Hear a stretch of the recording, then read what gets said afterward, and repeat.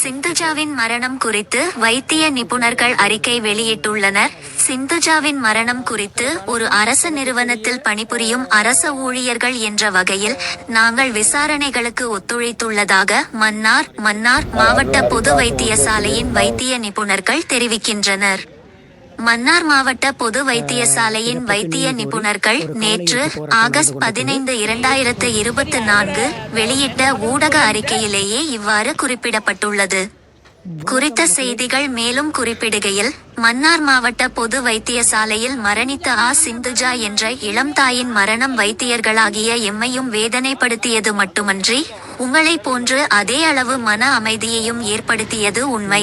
பொதுவான கருத்துக்கள் ஆயினும், ஒரு அரச நிறுவனத்தில் பணிபுரியும் அரச ஊழியர்கள் என்ற வகையில் நாங்கள் விசாரணைகளுக்கு ஒத்துழைத்ததோடு நிறுவன சட்ட திட்டங்களுக்கு அமைவாக நடந்து கொள்கிறோம். அதனால் பொதுவான கருத்துக்களை நாம் வெளியிடவில்லை என்றுள்ளது.